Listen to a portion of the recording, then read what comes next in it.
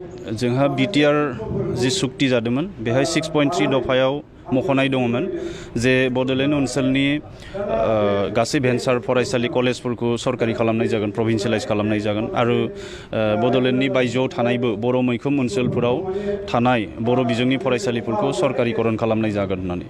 नाथाय बावैसो आसाम सरकारनि जि डिसिसन जे नो more provincialisation the schools will be taken up by the department होननानै बिथांमोना फोसावदों।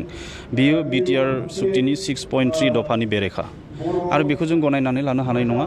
बेनिखायनो जों बर' थुनलाइ आफाद आरो दुलाराय बर' फरायसा आफादा दिनै खुद्रिसारनायखौ जों फोरमायदों आरो रायजो राजाफोरनि गेजेराव हाबनानै रायजो राजाफोरखौ जों सांग्रांथि मेल खुंनायनि गेजेरजों फोरमायनो नागिरदों जे आसाम सरकारा दिनै बर' गोरोबथानि 6.3 क्ल'ज दफा बेखौ मावफुंनायनि बेरेखा खान्थि आजावदों।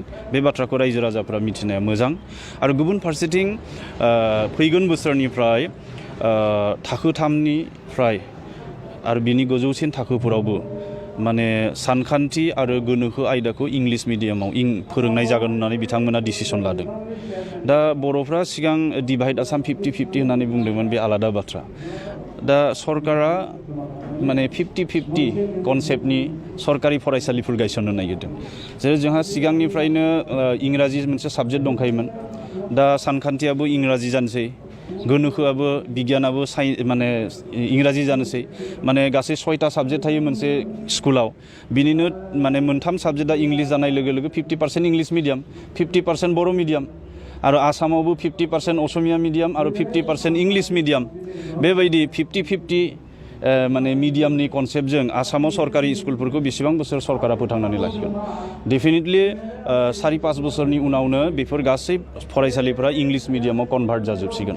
माने फैबाय थानाय समाव आसामनि गासै असमिया बिजोंनि फरायसालि आरो बर' मैखोम ओनसोलफोराव बर' बिजोंनि फरायसालिफोरखौ इंराजि मिडियामाव कनभार्ट खालामनायनि बे सरकारनि मोनसे पलिसि। बेखौ जों बर' थुनलाइ आफाद, बर' फरायसा आफादा गनायनानै लानो हायाखै। इभेन हारि अनफावरि साफ्रोमबो बर' सुबुङानो बेखौ माने बेखौ बरायनानै लानो हानाय नङा, गनायनानै लानो हानाय नङा। बेखौ जों जोंनि खुद्रिनायखौ जों फोरमायदों आरो रायजो राजाफोरा दिनै जोंखौ बुंदों जे बिथांमोनाबो जोंनि बर' थुनलाइ आफाद आरो बर' फरायसा आफादनि जि थांखि, बे थांखियाव बिथांमोनाबो जोंजों गसंफागोन आरो सोमावसारनांगौ जायोब्लाबो रायजो राजाफ्रा मदद होगोन। बे बाथ्राखौ जोंनो फोरमायदों। दा जोङो लामा नेबाय थादों बिटिआर सरकारा बे बेलायाव मावथांखि लायो। बिथांमोना जोंखौ दिनै हांख्रायदों सावरायनो थाखाय। जों आसा खालामदों बे सावरायनायनि गेजेरजों एसेबाबो बे जेंनाया मोनसे माने सुस्रां जानायनि लामा मोनसे मोनगोन आरो निश्चय काउन्सिल सरकाराबो आसाम सरकारखौ खावलायहरगोन जाहाथे बेबायदि बर'फोरनि हारि हिसाबै थांना थानायनि बेबायदि खैफोद गोनां थांखिखौ आसाम सरकारा लाया। जुदि सरकारा जोंनि दाबि दावाफोरखौ जुदि जोंनि साननाय, जोंनि सेन्टिमेन्टआव जुदि खहा खालामनो हानाय जुदि मोनसे माबायावहाय दोरोदनाय गैयै थांखियाव थाबाय थायोब्ला जों सोमावसारगोन आरो बर' रायजो राजाफोरखौ जों बे सांग्रांथि मेलनि गेजेरजोंनो खावलायनो नागिरदों जे फैबाय थानाय समाव मोनसे सोमावसारनायनि थाखाय बिथांमोना मानसिकभाबे साखाफारा जानांसिगौ।